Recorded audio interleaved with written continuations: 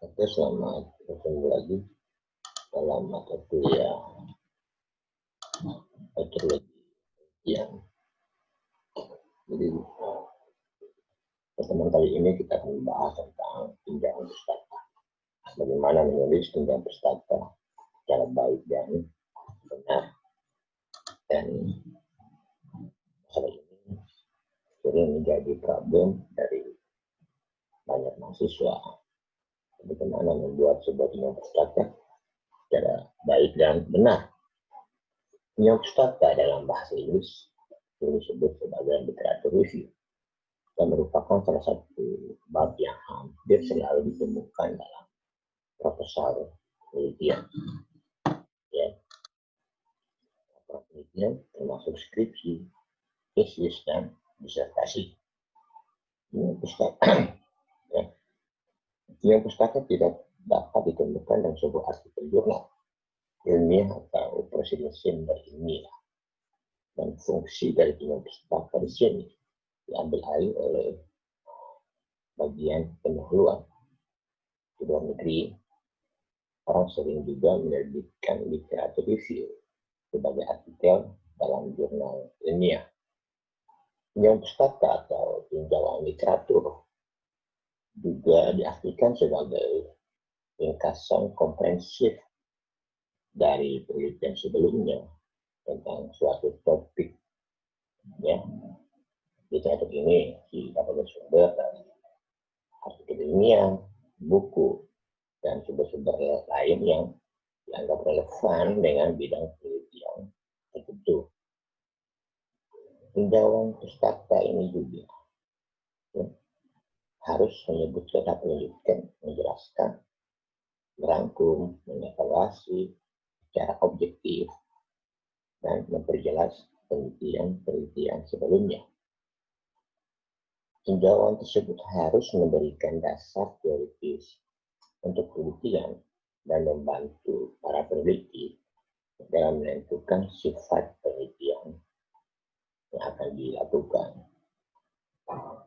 Tinjauan pustaka mengakui karya-karya peneliti sebelumnya, dan dengan demikian meyakinkan para pembaca nantinya yang akan membaca hasil penelitian Anda bahwa karya Anda tersebut telah dipahami dengan baik. Diasumsikan bahwa dengan menyebutkan karya sebelumnya di bidang studi, para penulis telah membaca, mengevaluasi, dan mengasimilasikan pekerjaan itu di dalam pekerjaan yang akan dia lakukan. Jadi tinjauan pustaka itu menciptakan landscape, ya, landscape untuk pembaca, memberikan pembaca pemahaman penuh tentang perkembangan di lapangan. Dan memang si peneliti yang lebih memahami kondisi di lapangan. Ya, diasumsikan bahwa penulis memang telah mengasimilasikan semua atau sebagian besar karya-karya penting di lapangan ke dalam penelitiannya. Jadi tinjauan pustaka harus didefinisikan oleh konsep panduan, misalnya tujuan penelitian Anda harus terhubungkan, ya, masalah yang akan diteliti atau pernyataan argumentatif Anda. Ini bukan hanya dapat deskriptif dari materi yang tersedia atau satu set dari ringkasan atau kumpulan teori-teori aja, seperti itu. Next, ya, tujuan penulisan dari tinjauan pustaka ini. Jadi, apa tujuannya dalam penulisan tinjauan pustaka? Tinjauan pustaka ini memiliki beberapa tujuan utama. Yang pertama, menginformasikan kepada pembaca hasil-hasil penelitian lain yang berkaitan erat dengan penelitian yang dilakukan saat itu. Kedua, menghubungkan penelitian dengan literatur-literatur yang ada dan telah mengisi celah-celah dalam penelitian sebelumnya. Tinjauan ini juga dapat menyediakan kerangka kerja dan tolak ukur untuk mempertegas pentingnya penelitian tersebut, seraya kita membandingkan hasil-hasilnya dengan penemuan-penemuan lain. Semua atau beberapa alasan ini bisa menjadi dasar bagi peneliti untuk menuliskan literatur yang relevan ke dalam penelitiannya. Jadi, membuat tinjauan pustaka yang baik tidaklah mudah ya, para mahasiswa, dan memerlukan keterampilan dan usaha yang cukup keras ya, dari para peneliti sendiri. Perlu diketahui bahwa tinjauan pustaka bukan hanya sekedar daftar hasil penelitian sebelumnya yang sudah terbitkan. Jadi daripada itu, kita harus bisa melakukan evaluasi, sintesis, sehingga sebuah tinjauan pustaka yang kita hasilkan nanti memiliki nilai akademik yang tinggi. Selanjutnya ya, bentuk dari penulisan tinjauan pustaka. Apa saja bentuk daripada tulisan dalam tinjauan pustaka? Pada umumnya tinjauan pustaka dapat berupa beberapa bentuk ya. Misalnya paper 2010, Reward 2016, itu dia membahas 6 tipe bentuk kajian pustaka. Yaitu pertama, menggabungkan apa yang telah dikatakan dan dilakukan orang lain. Kemudian yang kedua, mengkritisi penelitian dari para peneliti sebelumnya. Yang ketiga, ya, membangun jembatan di antara topik-topik terkait.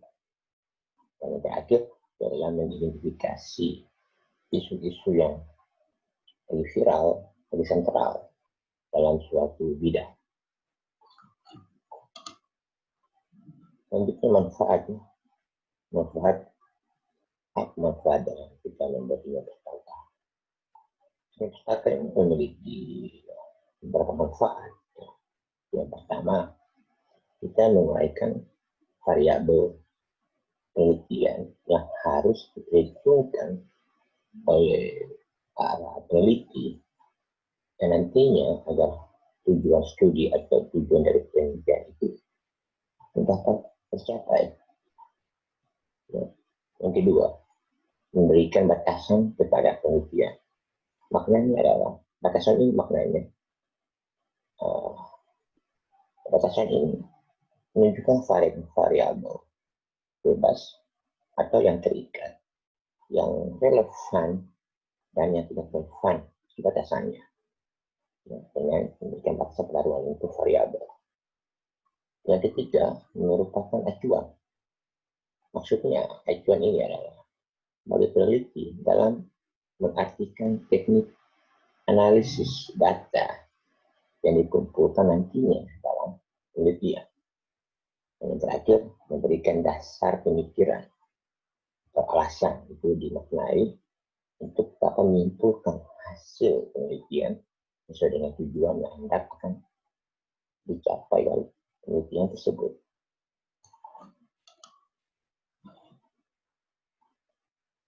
Alasan adanya penulisan dari tinjauan pustaka ini. Tinjauan pustaka merupakan bagian yang sangat penting dari sebuah tulisan, apakah itu skripsi, tesis, atau disertasi pada jenjang S1, S2, dan S3. Ada beberapa alasan yang barangkali melatar belakangi adanya tinjauan pustaka dalam tulisan ilmiah.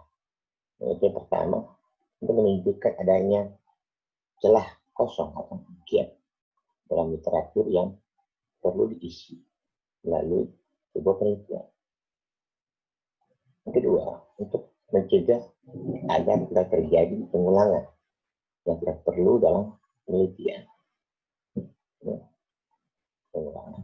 Jadi kita bisa melihat apa yang sudah dilakukan dan apa yang belum. Jika sudah dilakukan, seberapa dalam pengetahuan yang telah diperoleh dan kemungkinan untuk kita kembangkan dalam penelitian yang akan kita lakukan. Dan ketiga, untuk mengetahui dari mana kita bisa memulai penelitian, ada sebuah upaya untuk memperbaiki apa yang sudah diperoleh sebelumnya.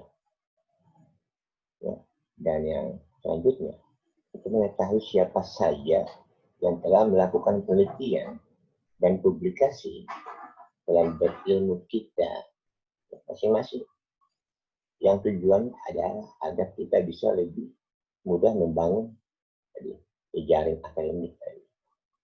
Dan yang terakhir, untuk meningkatkan pemahaman tentang topik yang sedang kita geluti. Selanjutnya, rasanya adalah untuk menunjukkan bahwa kita memiliki akses terhadap database informasi ilmiah yang berhubungan dengan topik penelitian kita. Selanjutnya, untuk memberikan landasan teori terhadap penelitian kita, sehingga bisa menunjukkan posisi penelitian kita dibandingkan dengan penelitian yang sudah dilakukan sebelumnya. Ya. Terus, untuk mengidentifikasi informasi topik, ya, untuk mengidentifikasi informasi atau ide yang mungkin berhubungan dengan topik penelitian kita. Yang terakhir, untuk mengidentifikasi teknik dan metode yang relevan dengan topik penelitian kita. Jadi penelitian ini bukan sekedar data hasil ya, yang telah dipublikasikan sebelumnya. Demikian, ya dapat kita pungkiri bahwa kita masih sering menemukan kesalahan seperti ini.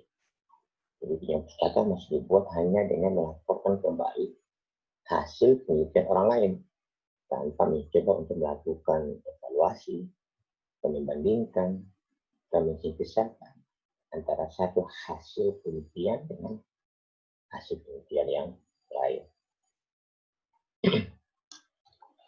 Selanjutnya, tata cara menulis tinjauan pustaka. Ada banyak cara dalam membuat pustaka.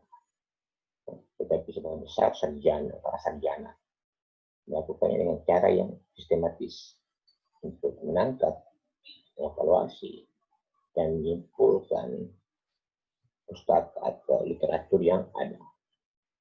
Ya. Ada beberapa cara dalam menulis pustaka, antara lain. Pertama, kita harus mulai dengan mengidentifikasi keywordnya, kata kunci dari penelitian. Yang tadi utama, sangat penting ketika Anda ingin mencari berbagai materi, referensi, dan bahan pustaka di perpustakaan, baik itu di tingkat jurusan, fakultas, universitas, atau wilayah. Ya. Jadi kata kunci bisa Anda peroleh ketika Anda dengan mengidentifikasi topik penelitian. Itu bisa jadi berasal dari hasil bacaan beberapa buku. Kita membaca buku, ini barangkali bisa jadikan sebagai topik penelitian kita.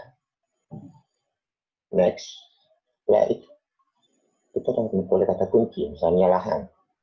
Kita mau mengkaji lahan, kita mengkaji tentang air, keywordnya. Ya. Langkah ini kita kunjungi perpustakaan dan mulailah mencari katalog untuk materi referensi seperti jurnal, ya, jurnal atau buku ya. Dan demikian menentukan perpustakaan saat ini yang sudah memiliki database yang terkomputerisasi, yang kita masukkan daftar keywordnya, maka komputer akan search ya, buku atau jurnal yang Anda akan akses. Saya disarankan bagi Anda ada fokus, terlebih pada jurnal dan buku yang relevan dengan topik penelitian Anda. Ya, selain itu coba kita minta database yang tadi review dan direkomendasikan oleh para peneliti, ya, seperti jurnal-jurnal dari Erich, PSG Finfo, Sociofile, Social Science, ya, itu jurnal-jurnal yang cukup penting. Kemudian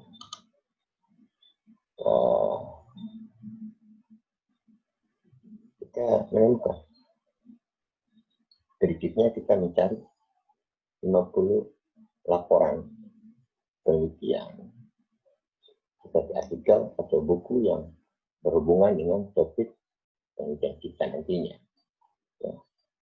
Kita membaca, kemudian kita membaca sepintas artikel atau bab dalam buku, salinlah atau gandakan bab atau artikel yang memang relevan dengan topik penelitian kita.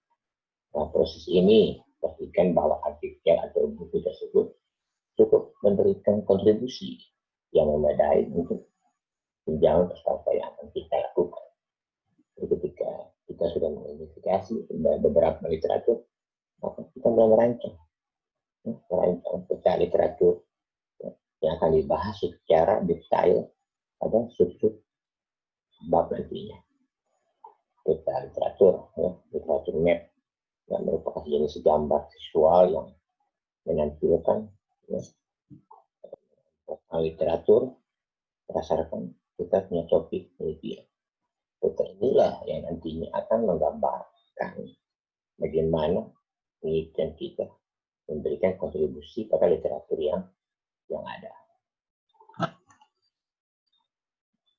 Ya.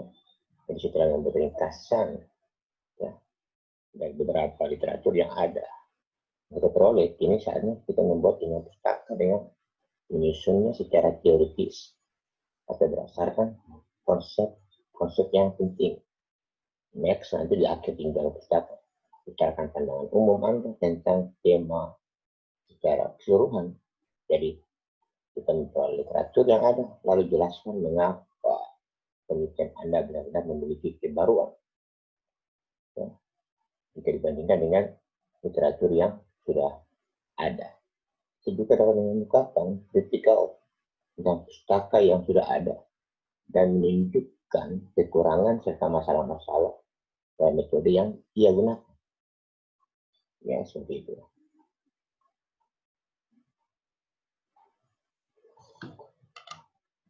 Lanjut ya. Kemudian acuan ya. Acuan dan sumber dalam tujuan pustaka. Ya.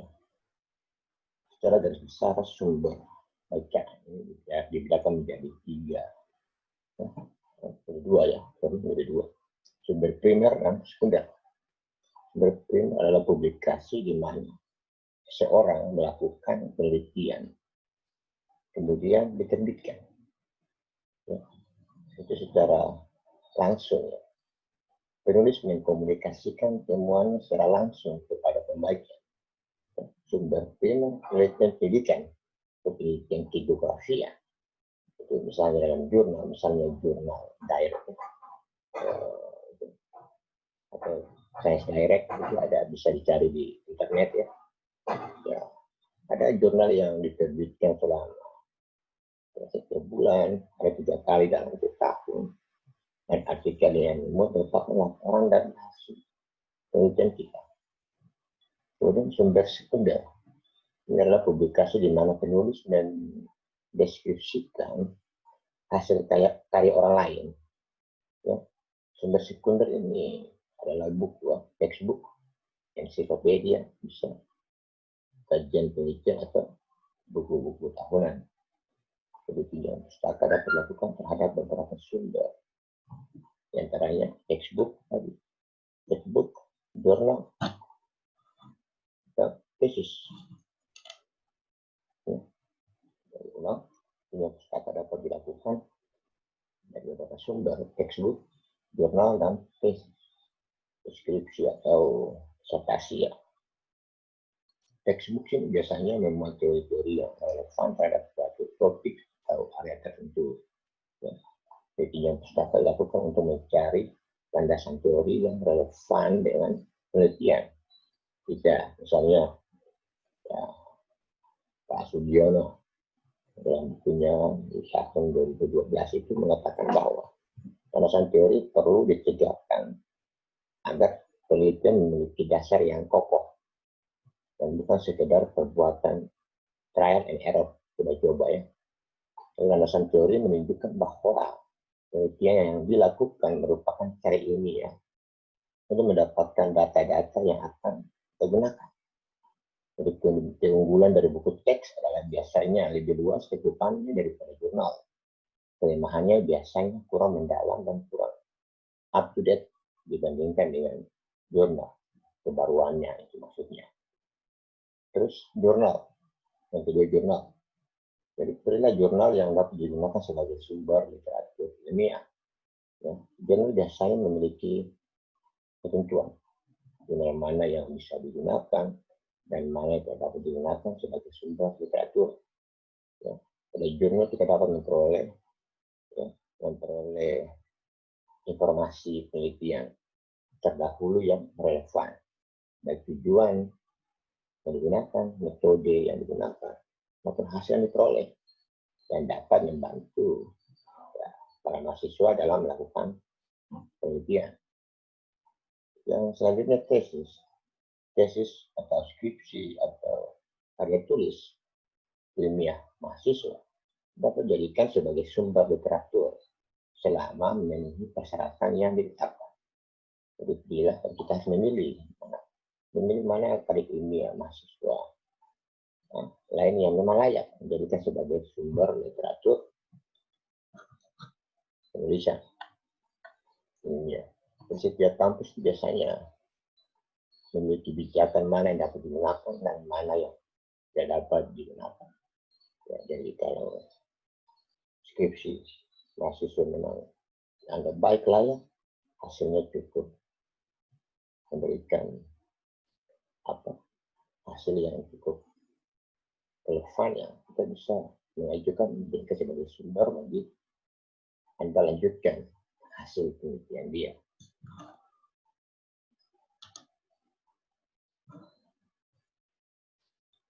Jadi selanjutnya kriteria sumber bacaan dalam tinjauan pustaka. Jadi kita mencari sumber dalam tinjauan pustaka. Yang adalah ada beberapa kriteria. Sumber bacaan digunakan dalam tinjauan pustaka perlu memenuhi paling tidak kriteria pertama itu adalah relevansi, kelengkapan, dan tahun terbit.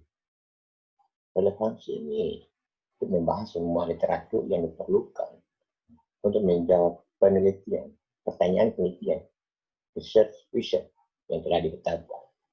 Jadi hasil penelitian terdahulu yang relevan ya, bukan berarti sama dengan penelitian yang akan kita lakukan. Ya. Jadi apa perbedaannya dengan kita punya penelitian yang kita lakukan?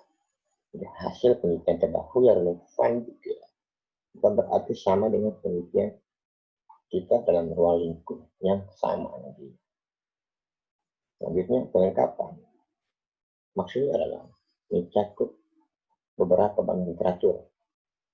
Di setiap kampus mungkin memiliki aturan yang berbeda terkait dengan berapa jumlah minimal sumber teori atau penelitian terdahulu yang harus ditinjau oleh para peneliti. Ya, misalnya kampus A menginginkan ya, minimal 10, 15, atau 20 teori yang digunakan, atau lebih dari itu. Ya, masing-masing kebijakannya yang berbeda-beda. Selanjutnya adalah tahun terbit. Semakin baru, tahun terbit itu semakin mutakhir, up to date ya maksudnya. Dari kampus biasanya punya setiap kampus biasanya memiliki ketetapan tahun terbit terlama yang boleh dijadikan sebagai sumber literatur. Selain itu biasanya ada juga sumber literatur yang walaupun sudah sangat lama tapi masih bisa digunakan. Nah, tahun terbit ini supaya kita bisa mengetahui kajian-kajian yang lebih terbaru dengan situasi isu-isu yang lebih viral. Ya. atau situasi-situasi yang perlu misalnya longsor, yang banjir, atau gempa, atau sekarang di corona, mengkaji dampaknya terhadap pertumbuhan ekonomi, misalnya itu isu yang kemudian sumbernya harus tahun-tahun yang terbaru. Saya kita bisa melihat fenomena tersebut berdasarkan hasil pemikiran dari para peneliti atau para ahli yang membahas kajian tersebut.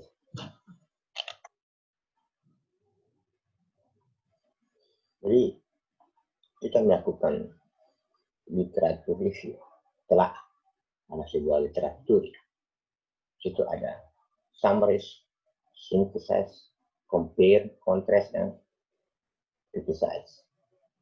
Summarize ini maksudnya apa? Jadi kita menuliskan kembali informasi yang didapat dari sumber literatur dengan kita punya bahasa sendiri. Kita melihat sebuah teori, kemudian kita tidak mengambil secara mentah-mentah, tapi kita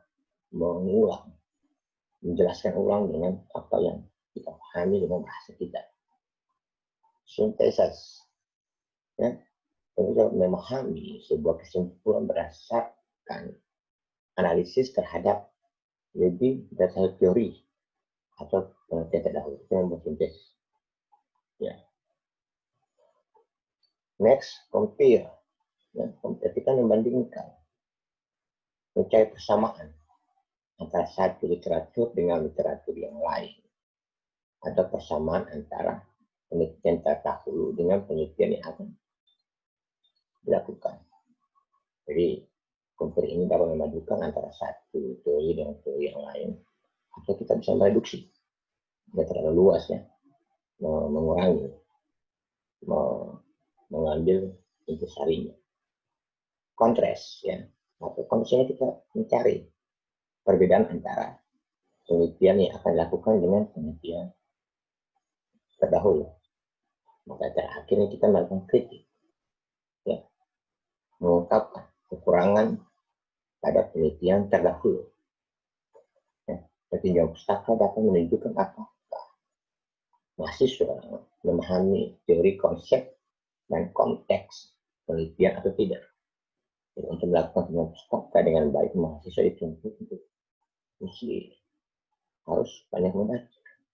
Ya, hal penting yang perlu diperhatikan pada petinjau pustaka dilakukan untuk mencari informasi-informasi dan variabel-variabel yang relevan dengan penelitian yang akan dilakukan, untuk mencari solusi ya dari question, menjawab pertanyaan penelitian.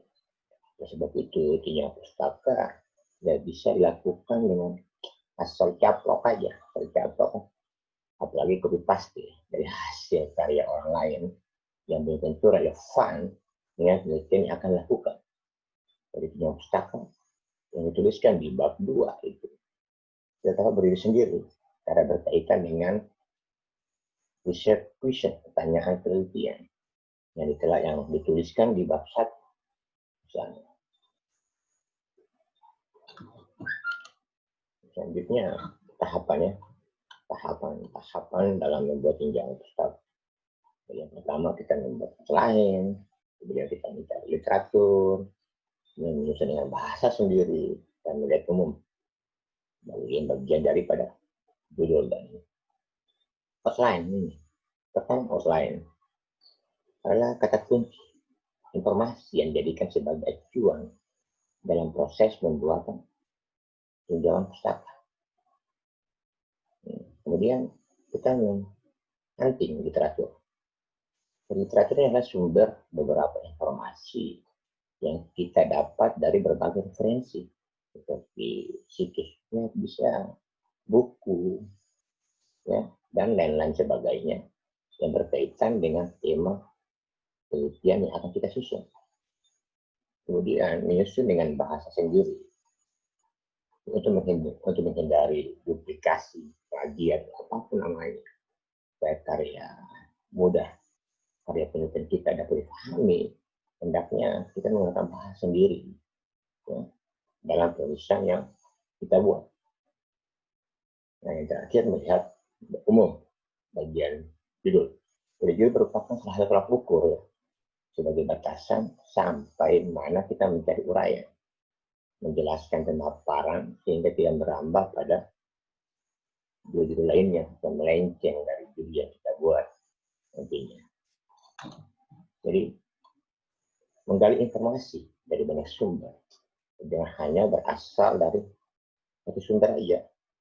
Jadi kita mencari sumber perpustakaan memang cukup melelahkan, apalagi jika informasi yang kita cari tergolong baru, kayak corona gitu, baru kita cari sumbernya apa gitu, ya, gitu. Jadi apalagi jika informasi tadi ya, belum banyak orang yang menulis tentang hal tersebut. Akan tetapi ya, perlu khawatir karena sekarang ada zaman yang digital ya, internet di mana-mana, sudah terhubung dengan wifi, terus ada elektrisnya.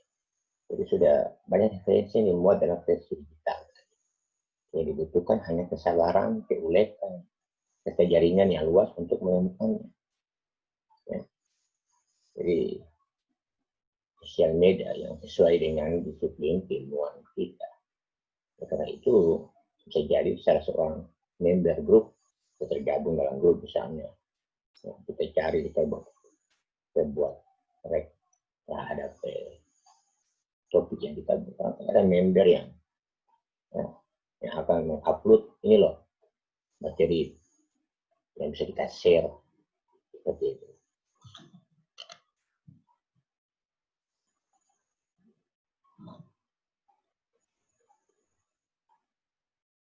Jadi ada beberapa hal yang perlu kita ingat ya. Ya, pertama dalam menyusun sebuah pustaka. Pertama perbanyak hasil penelitian sebelumnya yang relevan. Kita bank data hasil penelitian bisa cari di internet, ya, web atau buku-buku. Kita perbanyak, kita buat banknya tadi. Ya. Jadi banyak mahasiswa yang baru pertama kali ya, menyusun karya tulis ilmiah, itu terjebak dengan istilah pinjaman pustaka.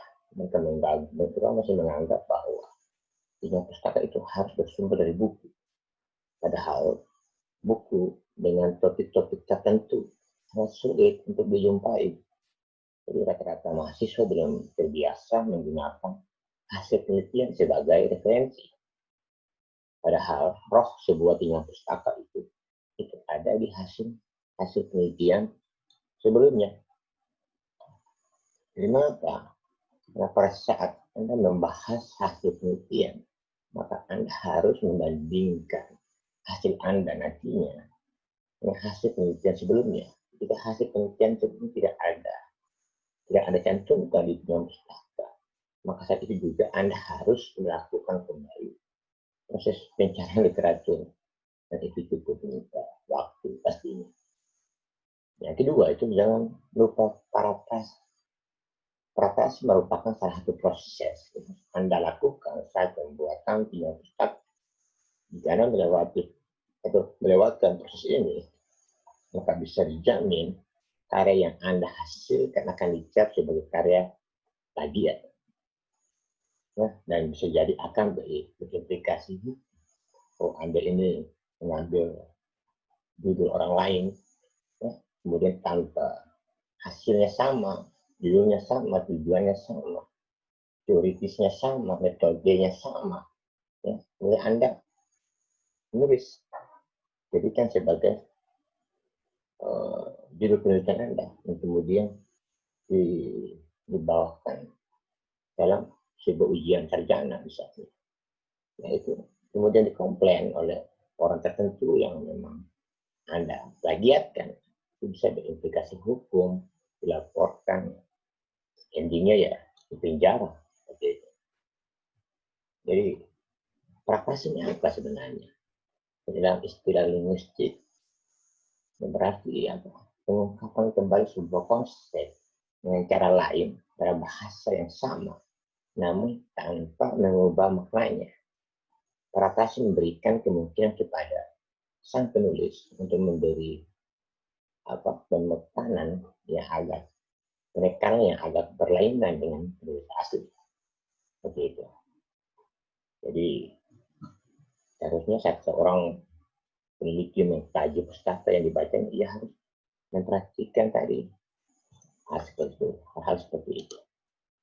Selanjutnya prinsip dalam tinjauan pustaka. Prinsip ini pertama berkaitan dengan teori yang kita mengambil pustakanya, kajiannya tentang sistem informasi geografi.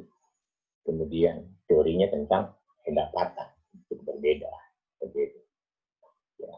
Yang kedua itu menjelaskan dengan benar apa yang menjadi aspek dari penelitian yang akan dilakukan. Selanjutnya, sesuai dengan bidang penelitian yang akan kita laksanakan dan teori yang dipilih nantinya harus berkaitan dengan topik penelitian yang akan kita teliti. Terus selanjutnya yang ketiga, keempat ya, dalam mengutip atau memparafras, meringkas, mensintesis karya orang lain, kita harus jangan lupa memberikan penghargaan, apresiasi dengan cara ya menyebutkan sumber yang kita kutip tersebut secara tepat. Selanjutnya yang kelima, mengembangkan argumentasi yang kuat ya, dan saling berkaitan secara rasional. Dan yang terakhir itu menjelaskan ya, konteks penelitian saat ini baik secara nasional, regional maupun internasional. Terakhir ini proses menulis tinjauan pustaka. Ini kita sudah proses terakhir ya. Kita mengumpulkan, mengkoleksi berbagai literatur dalam bank data, bank file itu misalnya. Dan sekarang kita sudah menulis tinjauan pustaka. Yang pertama kita mencatat. Ya, mencatat. Peneliti mencatat semua data-data yang terdapat dalam asal informasi, misalnya intisarinya, pengarangnya, tahun terbitnya kapan, halaman berapa, kotanya di Bandung, kotanya sini, terbitnya ini, misalnya ya, GM Press tahun 2012 oleh Suratmanoro misalnya, seperti itu ya, tempat diterbitkan dan nama penerbitnya. Kemudian kita mengikhtisar. Peneliti harus memahami intisari, makna isi buku atau sumber bacaan yang berkaitan dengan penelitian yang dilakukan. Mengikhtisar bertujuan untuk meringkas isi dari suatu pustaka. Selanjutnya yang ketiga, mensintesis. Mensintesis ini peneliti menyatukan dan membandingkan semua sumber bacaan yang telah dikutip dalam klasifikasi topik yang relevan, menganalisis secara umum. Peneliti memecah informasi menjadi bagian-bagian kecil dengan tujuan agar terlihat hubungan yang jelas antara bagian-bagian tersebut. Contohnya, analisis mengenai perkembangan isu topik penelitian tersebut dari waktu ke waktu, temuan penting yang diperoleh dari penelitian sebelumnya, teknik pengumpulan datanya dan hasil datanya, temuan penting dari penelitian tersebut, dan yang membedakan penelitian sebelumnya dengan penelitian saat ini yang akan diteliti dari segi teori, konsep, metodologi atau empiriknya. Dan membuat tabel-tabel misalnya metodenya gimana, dari penelitian A, penelitian B, penelitian C, kita buat pembeda-pembedanya. Yang terakhir kita menganalisis secara tajam. Jadi itu melakukan evaluasi secara kritis terhadap hasil karya penelitian sebelumnya dan juga hasil karya peneliti sendiri. Gunakan argumentasi yang kuat serta dukungan bukti-bukti data yang kuat saat mengkritik secara konstruktif. Oke, barangkali sampai di sini dulu. Kita bertemu pada sesi selanjutnya. Terima kasih.